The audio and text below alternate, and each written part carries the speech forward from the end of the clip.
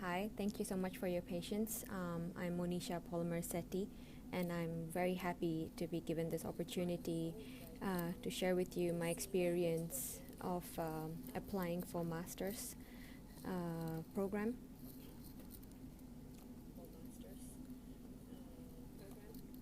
I would like to especially thank IEEE, WIE, and Takako for giving me this opportunity and platform, as well as IEEE Singapore, where I'm from, WIE section for always supporting me.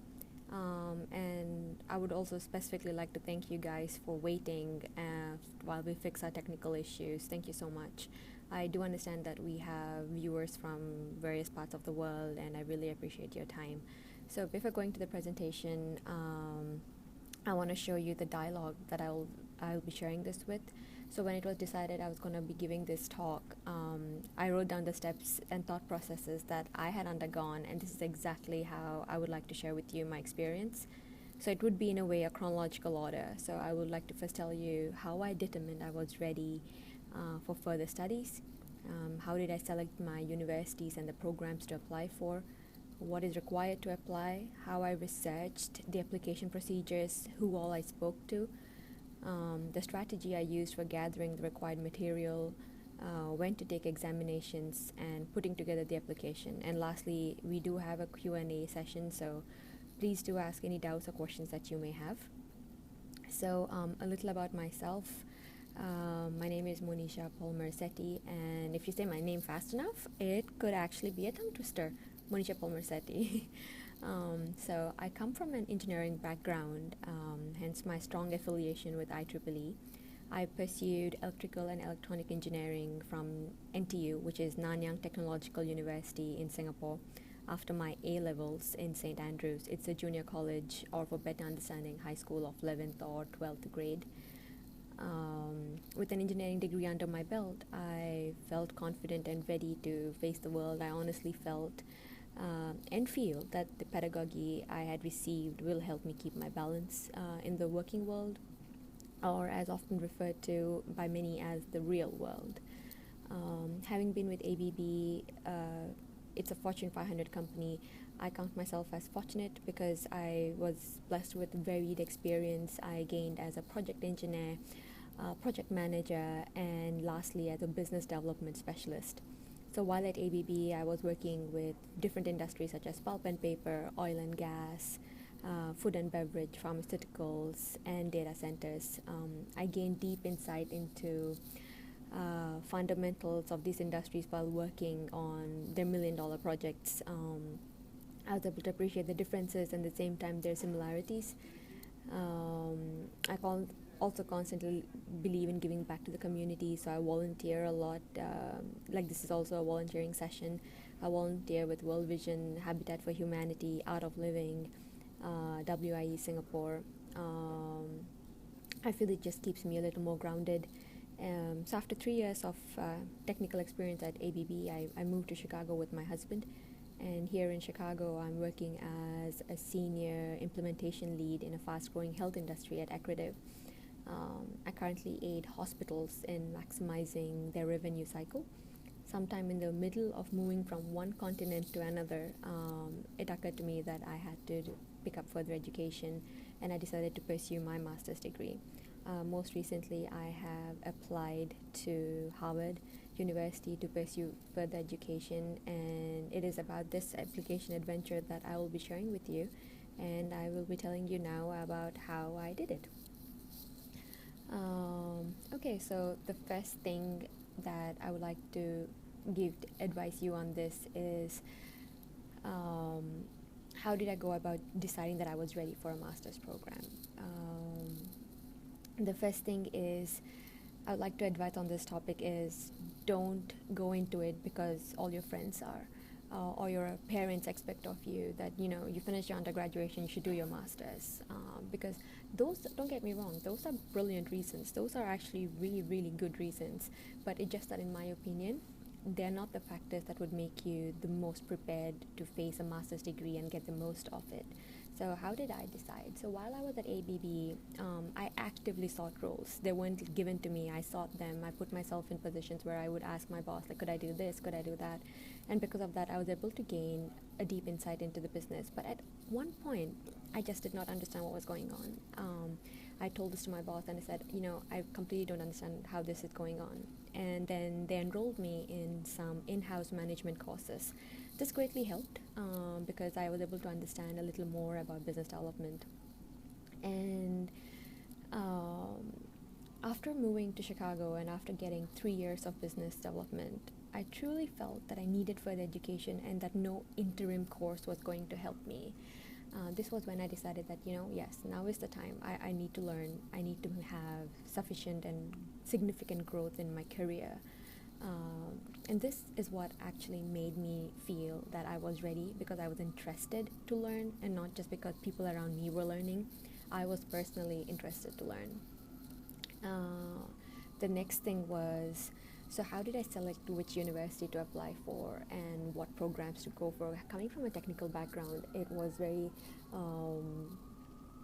essential for me to look at, is this and wonder, should I do a master's in engineering? Should I do a master's in business? Which one should it be? And this helped me wonder. What helped me decide was my positions that I held at ABB, and I felt that my growth would be best suited in the business because I have a technical background already.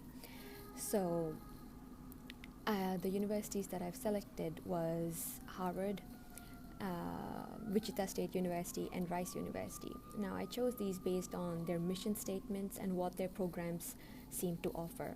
And this is key. I want to tell you all that you cannot apply 15 universities because the master's program is a very, very tedious program, and the application procedures are time-taking, and the more you apply to, the lesser you will be able to focus on them. So I would suggest select a few and apply your best energy on those few. And there's the saying, right? One in hand is better than two in the bush. I strongly feel by that on this case. So that's one thing that I would like to suggest, that you definitely pick a few universities that you think that are better for you, that are more in resonance with you. So select those. Now, the next part that I would like to tell you is what is required to apply, how I research the application procedures. Know the procedure for the university you want to apply like the back of your hand. In this time and age, it's never been easier. Bookmark every single related web page. Just remember to organize it properly and take a backup, because you never know when your laptop would crash. Like we had technical issues today, so it happens. The niche universities are niche because they have very stringent procedures, and missing on any one of these and you might miss on an opportunity because there are thousands of applications pouring in during the application period. I also printed the procedures, and the key is not printing out every single link. Print only the required documents list. I then rewrote these steps in an order that I felt I can compile them in. Lastly, at this stage, remember to take down the names of the folks of the admin department to whom you can talk to regarding your application. I'll be getting to more on this shortly. So who all did I speak to? Now, this is a step that most applicants do not do, but I can assure you this is a very, very important step. Talk to people. When I first decided I was applying to these particular 3 universities, I looked around me for people I can reach out to. You could reach out to, number one, your friends who have pursued or are pursuing degrees from master's universities, and it need not be the same universities that you're applying to if they are even better. Second, your undergrad professors. And thirdly, the admin people of the universities that you're interested in. Now, talking to the first group allows you, like your friends and everyone, it allows you to understand the rigor of these programs, and it will help you decide, is this really what you're interested in. It will also help you understand the application procedures, like how many essays did you write, what kind of interviews were there, is it a Skype interview, a phone interview, was it an in-person interview. The little nitty-gritties that would not be available online, this is information you could get from your friends. The second group would help to give you insider information about what kind of recommendation letters are helpful, because no one knows it better than your undergrad professors. So talk to them, and also being in touch with them will help you with your applications, because they could write you those recommendation letters. And lastly, I cannot stress on this, but you have to talk to the admin folks. You may think, you have nothing to talk about, everything is available on the website, but call them. Just pick up the phone, call them, ask them about the procedure, financial aid that the university offers, the deadlines, what the benefits of doing a master's program at their university are, what alumni benefits do they have.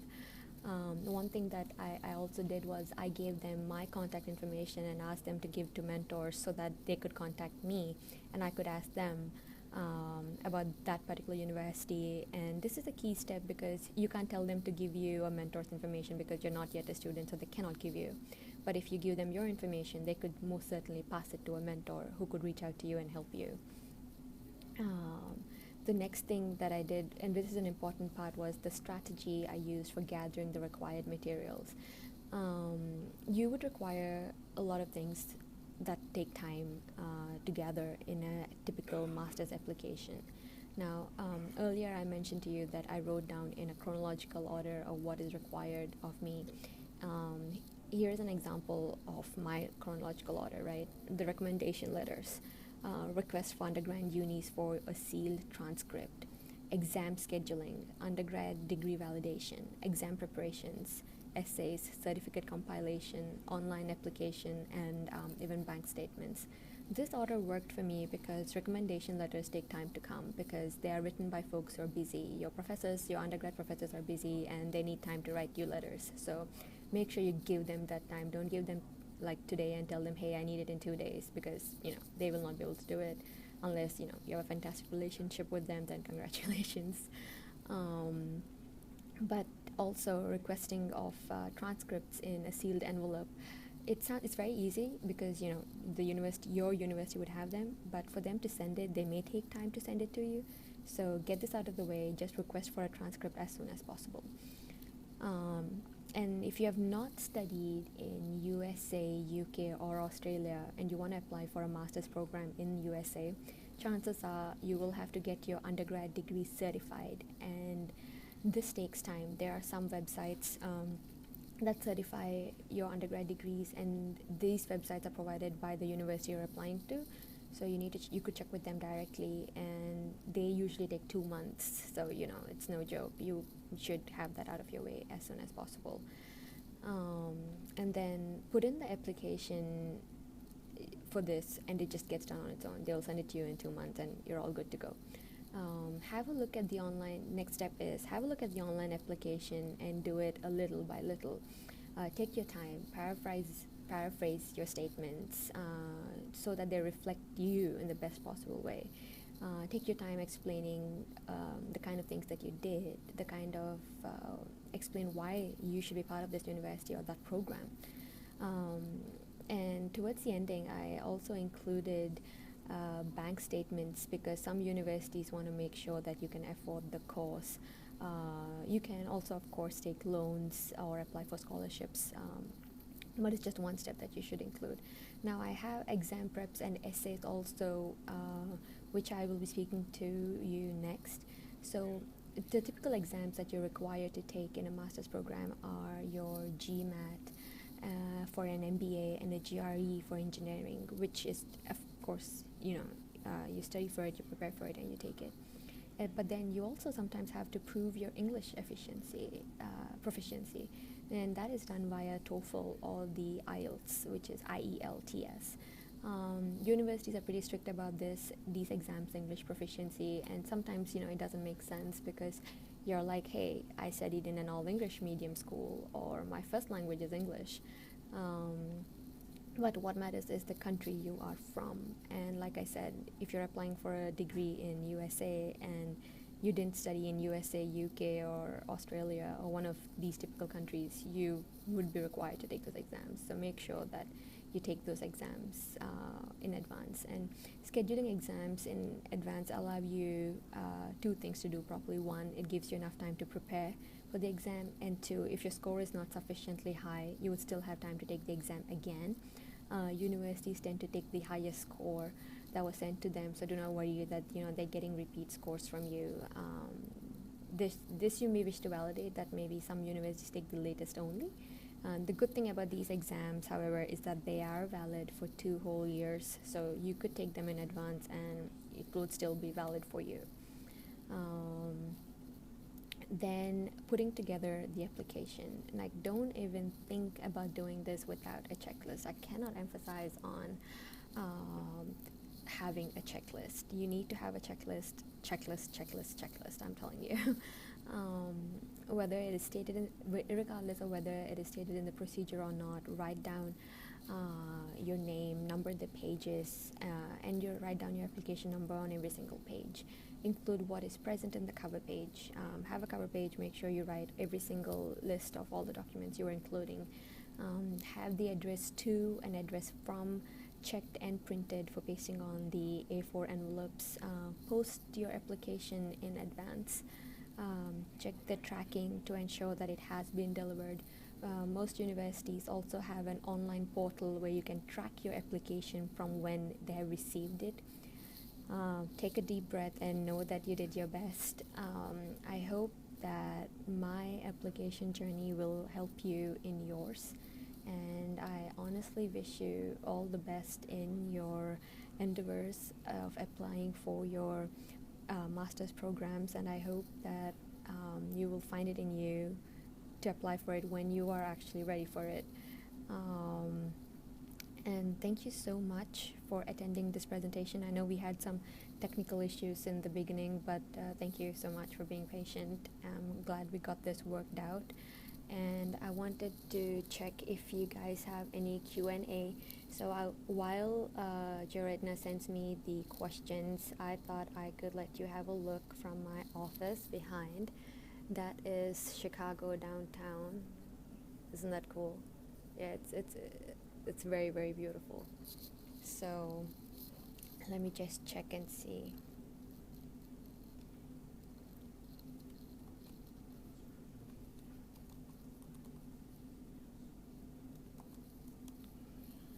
Okay, first question just got in, which was, how did you choose engineering as a discipline? Well, when I was in high school, that's 11th and 12th grade, the subjects I was taking were physics, chemistry, and biology.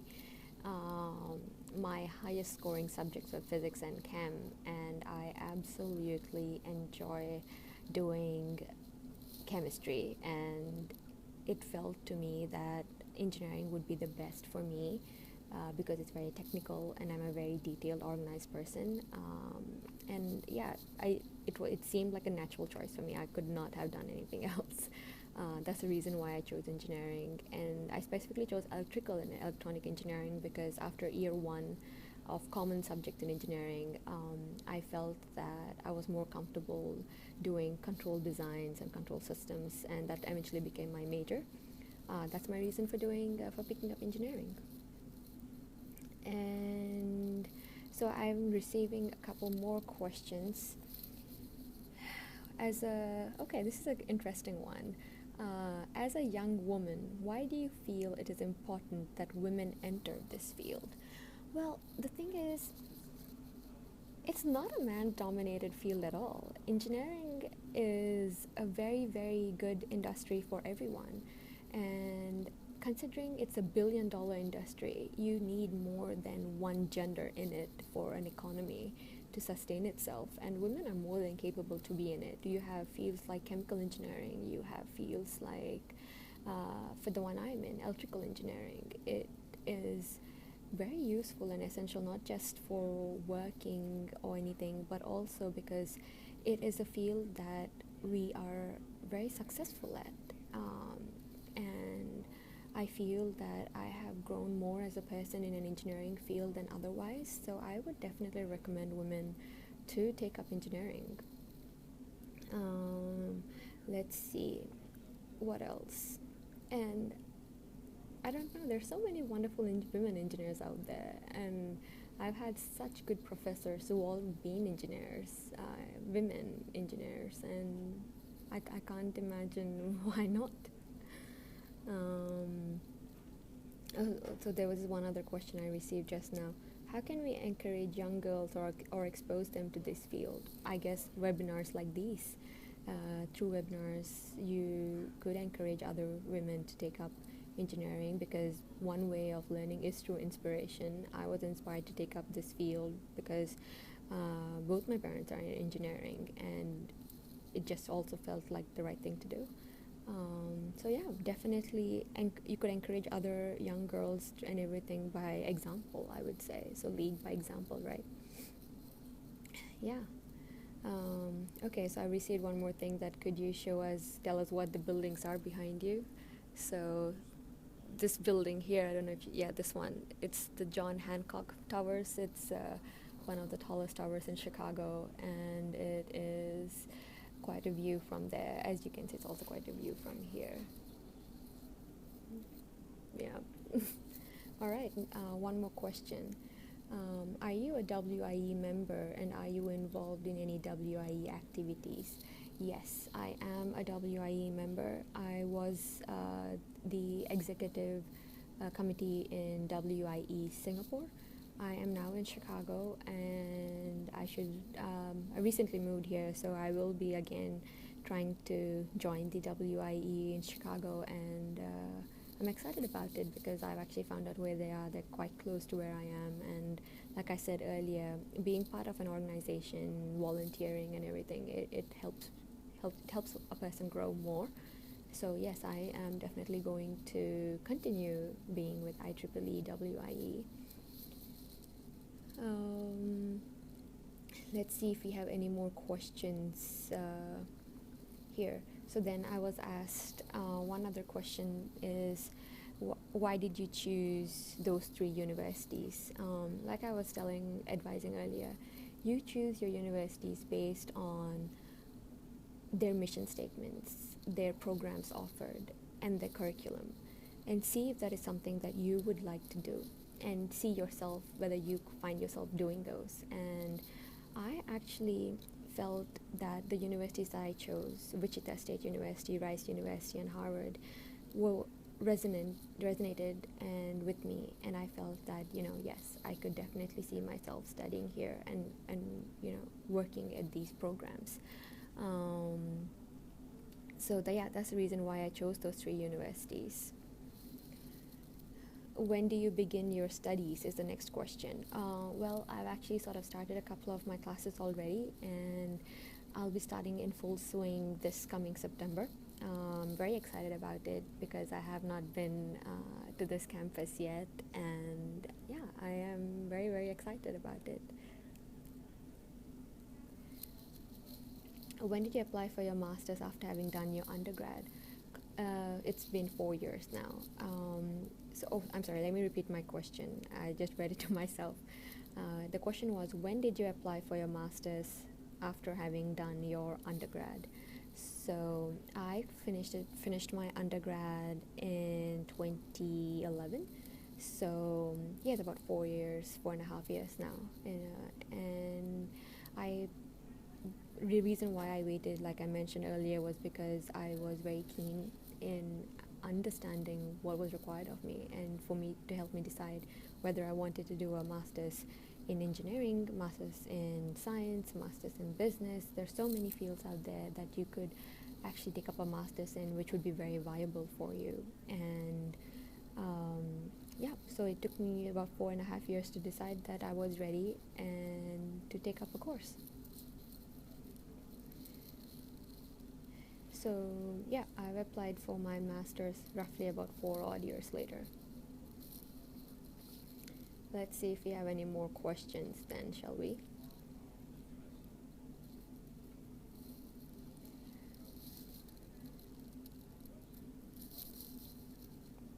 Oh, I think we might be coming to the end. Let me just double check. Give me a second.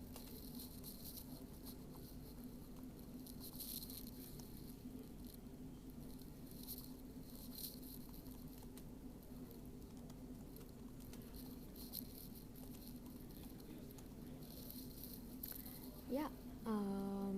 So like I was saying earlier, Thank you so much, everyone. And once again, I would definitely like to thank IEEE and IEEE WIE, that's Women in Engineering, and Takako and IEEE Singapore WIE. Thank you so much for this opportunity. It's been really, really awesome. And I'm glad I was able to share my journey of applying for masters. And oh, a question just now came in. What is a typical day for you like? Well, it's not one with the webinar, I can assure you. This is one of my best. A typical day for me is, well, I now live in Chicago, so it involves wearing very thick jackets because the temperature right now is minus 5 C. The other day it was minus 18 C. So I brave the cold. I come to office and then I start working with trying to improve the revenue cycle for hospitals right now. That's my work. And then I get back home. I'm a really good cook, so I always enjoy cooking. My husband and I, we both like cooking, so we all usually cook a healthy meal for dinner. Then we tend to read. I usually read some book or the other. Right now, I'm reading a journal on Madame Curie, actually, about how she made her different inventions and how she would chronologically put up her research papers. I don't know why I'm reading that particular book, but I thought interested me, and I read regularly. And I'm quite a bit into yoga, so yeah, that's also part of my everyday things to do. So yeah, that's a typical day for me. I'm sure most of you have more interesting typical days, but you know, I do go out and everything. I watch movies. Yeah, uh, like everyone else, I guess. Any more questions, people?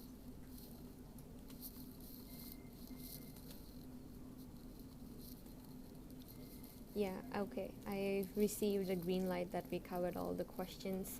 So, once again, thank you so much, everyone, for your patience and for taking the time to listen to me. If should you have any more questions or doubts, please feel free to reach out to me on Facebook. And I hope you guys have a lovely week ahead. Thank you so much. And good night. Thank you.